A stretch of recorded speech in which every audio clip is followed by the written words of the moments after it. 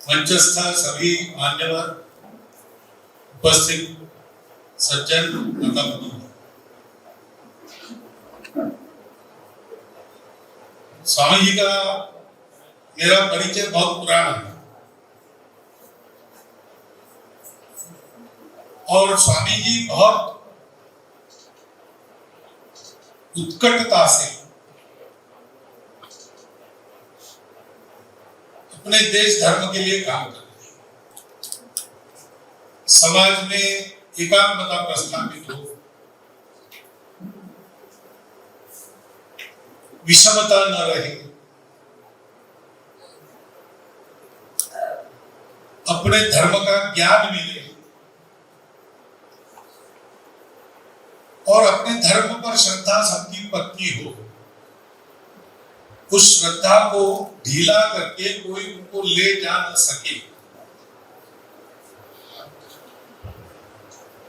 ये उनके मन में सदा रहता है और बहुत सरल स्वभाव के हैं। ये पहले ही ध्यान में आए, तब से जितना संभव है मिलना हुआ, यहां भी हुआ और ऐसा करने वाले जितने लोग हैं उनको स्वामी जी भी मिलते हैं। तो त्रिपुरा में भी एक मंदिर के लोकार्पण में वहां के चित्त महाराज के साथ स्वामी जी का दर्शन मुझे हुआ। उस प्रेम के आत्मीयता के चलते ही इस वर्ष मैंने तय किया था कि देश के ऐसे सक्रिय प्रभावी व्यक्तियों को मिलना, तो स्वाभाविक ही उसमें स्वामी जी का नाम था ही। अभी यहाँ हमारी बैठक है, उसके निमित्त यहाँ आना था, तो मैंने ये लाभ उठाया। स्वामी जी का भी स्वास्थ्य बहुत ज्यादा प्रवास करने के अनुकूल है ऐसा मुझे नहीं लगता, फिर भी वो परिश्रम करते हैं। मेरे बारे में उन्होंने कहा, लेकिन उनको भी वही लागू होता है। और भी बहुत सी बातें मेरे बारे में उन्होंने और किसने कही है, लेकिन सब पर विश्वास मत रखना। बात है कि एक बड़ा संगठन है राष्ट्रीय स्वयंसेवक संघ, उसके सब स्वयंसेवक काम करते, सब सक्रिय है।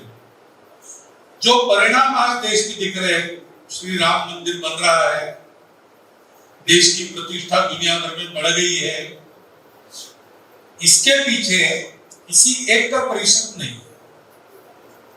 संघ के सब स्वयंसेवकों का परिश्रम है, हिंदू समाज के सब लोगों का परिश्रम। अब सामने किसी न किसी को रहना पड़ता है, तो संघ ने मुझे सामने रखा है। श्रेय सब समाज का और संघ का, मेरा नहीं।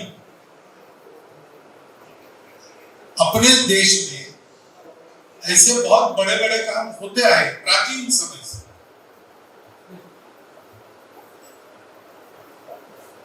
और उसके पीछे पूरे समाज का प्रयास है।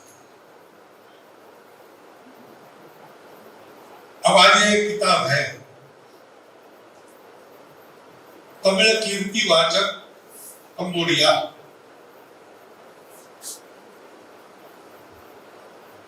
तो कितने लोगों ने प्रयास किया होगा। सतत लोग जाते रहे दक्षिण पूर्व एशिया के सब देशों, वहां जाके उन्होंने भारत का सनातन धर्म सबको दिया।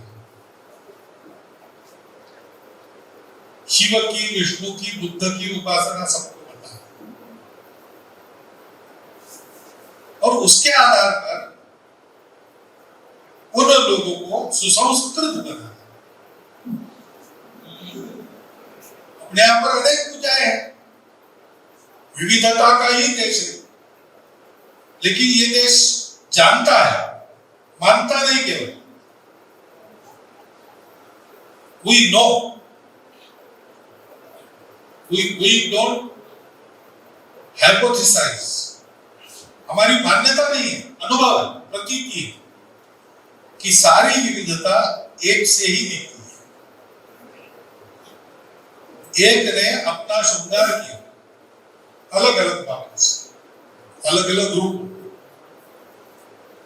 एकता की विविधता, और इसलिए हम अलग अलग पंथ संप्रदाय देवी देवता जाति उपजाति सब लेकर चलते, लेकिन जाते हैं एक ही तरफ, वो है धर्म। तो धर्म क्या है? तो एक सत्य है, सारे अस्तित्व का तत्व एक है, वही विविध रूपों में प्रकट हुआ। और इसलिए विविधता का स्वीकार करना, स्वागत करना, सम्मान करना और एक दूसरे के साथ मिलजुल कर चलना, झगड़ा नहीं करना। To be different is not to be separate,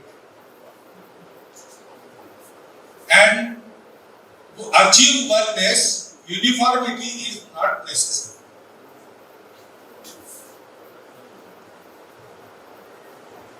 Diversity has to work together and can work together because it is product of unity.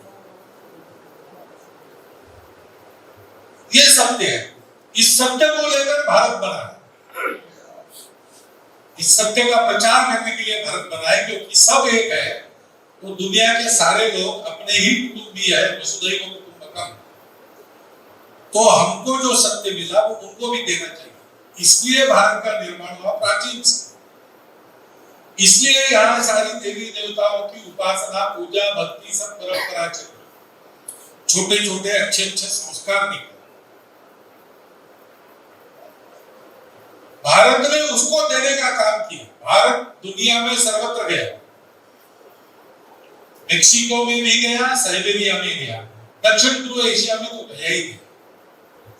लेकिन जहां गया वहां उसने किसी को जीता नहीं, किसी को लूटा नहीं, सबको जैसे थे उससे अच्छा बना। वास्तविक मानव,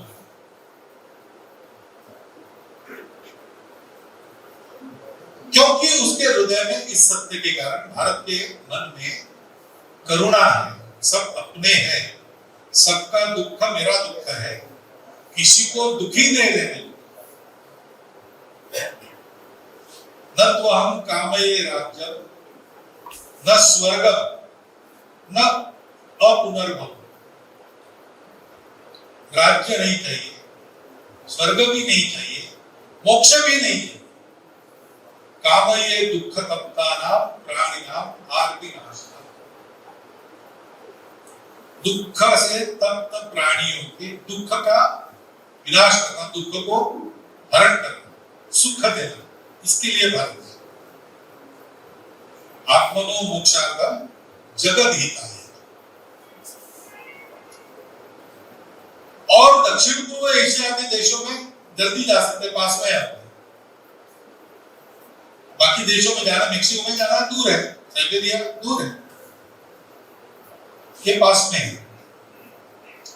हम जाके देख सकते हैं कि हमने उन देशों को क्या क्या दिया।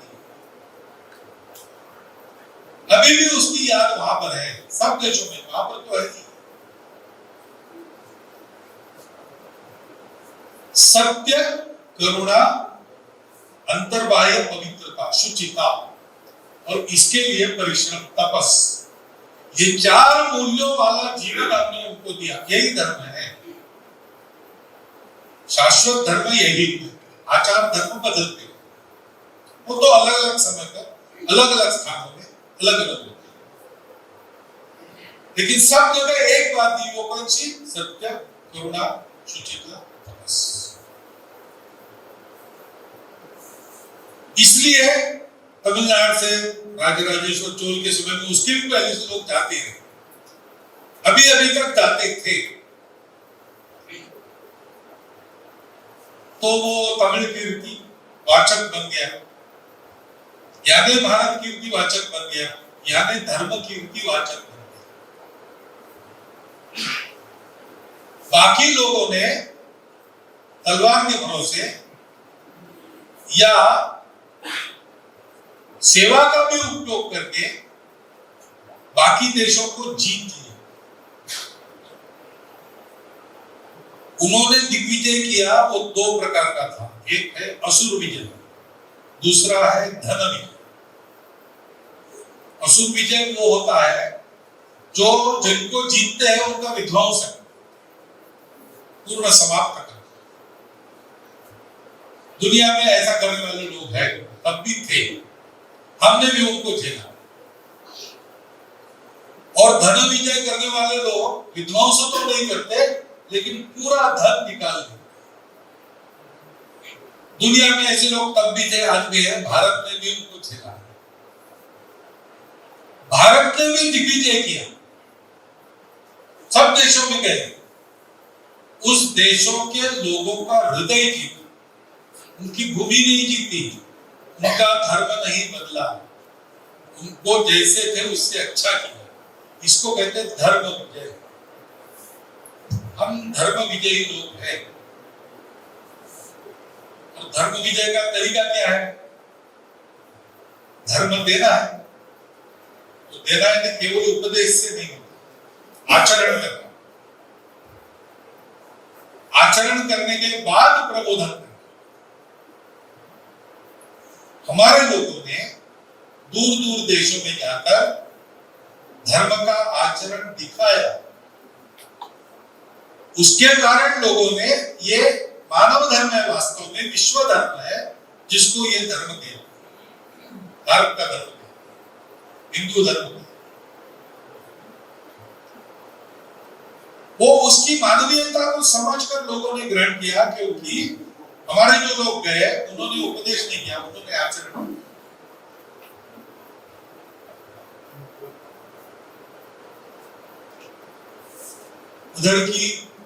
उधर के लोग पहले कपड़े नहीं पहनते, नग्न रहते, मालूम नहीं। हमारे राजा पहले गए, वो लोग प्रतिकार के लिए शस्त्र लेकर खड़े हो, सामने उनकी रानी, वो भी नग्न। हमारे लोगों ने क्या किया? उनसे लड़ाई नहीं की, वस्त्र लेकर गए और उन सबको वस्त्र पहनाए। तो समझ गए कि ये लोग अच्छे हैं, झगड़ा करने के लिए नहीं आए, और उन्होंने हमको स्वीकार, हमारे आचरण के कारण स्वीकार। ये हमारी कीर्ति है। इस पुस्तक में उसका वर्णन है, वहां कैसे कैसे मंदिर बने, कैसी कैसी पूजा होती है, क्यों होती है। हम तो कभी कन्वर्ट नहीं करते, लेकिन हमको देख के लोगों को लगता है इनकी जैसा बनना चाहिए।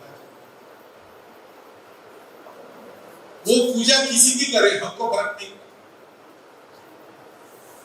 हम कहते हैं पूजा आप किसी की करो, सत्य पर चलो, करुणामय रहो, शुचिता रखो जीवन में अंतर्बाह्य, और उसके लिए परिश्रम पूर्वक जियो।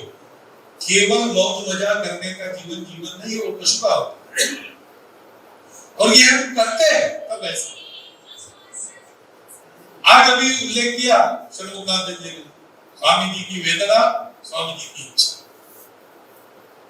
ये दोनों इच्छा पूर्ण होना और वेदना का शमन होना कैसे होगा? ऐसे ही होगा। जो करना है वो पहले अपने को करना है।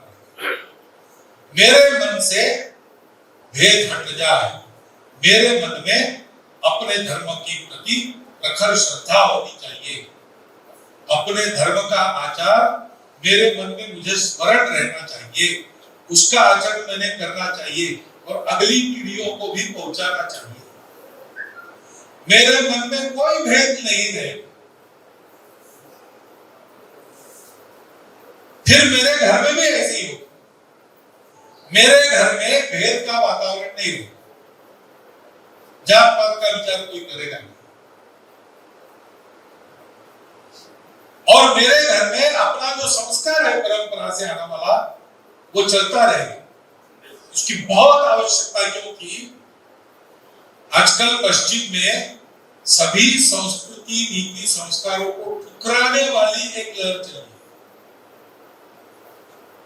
वो अनैतिकता का समर्थन करती है, अव्यवस्था का समर्थन करती है, जिससे बहुत दुख ही पैदा हुआ है, होता है। नीति और व्यवस्था में सुख है, शाश्वत नियम। लेकिन इसको उखाड़ना, दुनिया से नीति को बंद करना, अनीति को चलाना, व्यवस्थाओं को ध्वस्त करके अराजकता फैलाना, जिससे उन मुट्ठीभर लोगों का स्वार्थ संपन्न हो, ऐसा चला है। उससे कैसे रक्षा की जाए दुनिया के बाकी देशों को पता नहीं, हमको पता है, क्योंकि हमने दुनिया को नीति और व्यवस्था दी। आज वो करने की फिर से आवश्यकता है, तो हम कर सकते हैं क्या? इसका उत्तर उस पुस्तक में है। हमने ये किया है, बार बार किया है, पहले भी किया, आज भी वही कर्तव्य हमारे सामने है। भारत के जन्म का ये प्रयोजन है, हम भारतीयों को, सारे विश्व को नीति व्यवस्था युक्त धर्म सिखाना है, संतुलन देना है। नटराज की मूर्ति सामने है, वो क्या है? विविधता है। शरीर के अंदर अलग अलग स्थान पर, अलग अलग दिशा में निर्देश कर, लेकिन उसमें भी एक पैटर्न है, उसमें एक बैलेंस है। दुनिया हमारी इतनी विविधता है, कोई एक नियम लागू नहीं हो सकता, लेकिन दुनिया की विविधता में भी एक व्यवस्था हो सकती है, एक पैटर्न बन सकता है।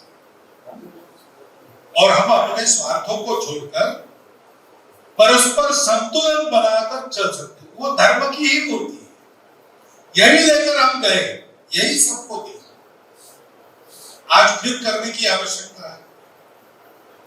तो मुझे पूरा विश्वास है कि इस पुस्तक को हम सब लोग पढ़ेंगे, हम खरीदेंगे, बाकी लोगों से खरीदवाएंगे। हमारे पूर्वजों ने सारी दुनिया को संतुलित करने का, व्यवस्थित करने का, सुखी बनाने का प्रयास किया, ये कर्तृत्व दिखाया, उनके हम वंशज है। आज दुनिया को उसकी आवश्यकता है, हम कर सकते हैं, हम में वो डीएनए है, वो जीन्स है, ये हमारी हेरिडिटी है, ये हमारा हेरिडिटरी ड्यूटी का है। इसी के लिए हम इस पुस्तक का ये संदेश है।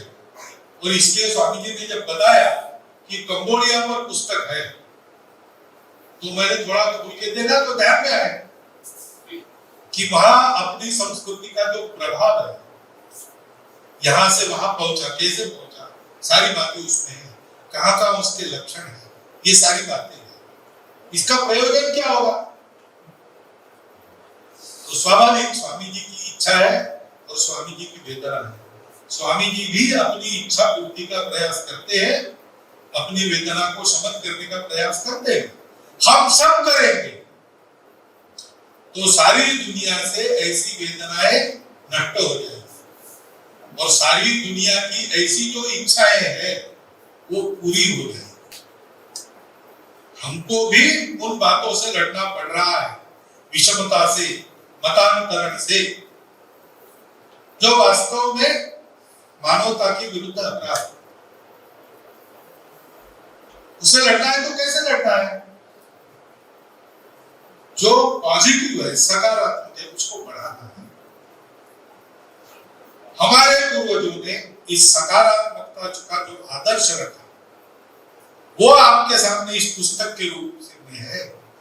और इसलिए इस पुस्तक को प्रकाशित करने के लिए, लिखने के लिए स्वामी जी सहित सभी संबंधितों का मैं अभिनंदन करता हूं।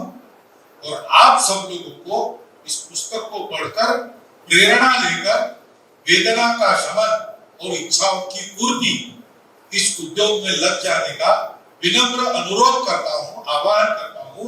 और आपने मेरी बातें सुन ली, हिंदी समझना आपको कठिन है, फिर भी लंबे समय तक आप सुनते रहे, इसलिए कृतज्ञता पूर्वक आपका धन्यवाद करता हूं और मेरे 4 शब्द समाप्त।